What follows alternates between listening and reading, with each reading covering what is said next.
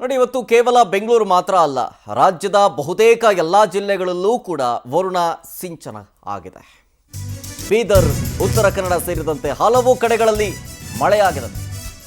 ಒಂದು ಕಡೆ ತುಂತುರು ಮಳೆ, ಒಂದು ಕಡೆ ಜಿಟಿ ಜಿಟಿ ಮಳೆ, ಒಂದು ಕಡೆ ಭಾರಿ ಮಳೆ. ಬೀದರ್ನ ಔರಾದ್ ಪಟ್ಟಣದಲ್ಲಿ ಗಾಳಿ ಸಹಿತ ಮಳೆಯಾಗಿದೆ. ಇಲ್ಲೂ ಅಷ್ಟೇ, ಬಸ್ ನಿಲ್ದಾಣ ಮಳೆ ನೀರಿನಿಂದ ತುಂಬಿ ಕೆರೆಯಂತಾಗಿ ಬದಲಾಗ್ಬಿಟ್ಟಿದೆ. ಆಮೇಲೆ ಈ ಕಡೆ ಉತ್ತರ ಕನ್ನಡ, ಅಲ್ಲೂ ಅಷ್ಟೇ ಗುಡುಗು ಸಹಿತ ಭಾರಿ ಮಳೆಯಾಗಿದೆ.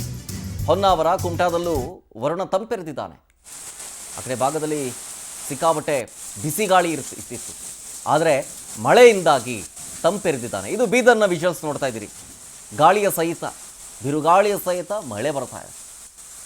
ಒಂದು ಕಡೆ ಈ ಬಿಸಿಲಿನಿಂದ, ಸುಡು ಸುಡು ಬಿಸಿಲಿನಿಂದ ಕಂಗೆಟ್ಟೋಗಿದ್ದ ಜನಕ್ಕೆ ಒಂದು ರೀತಿಯಾಗಿ ತಂಪೆರೆದಿದ್ದಾನೆ ವರುಣ.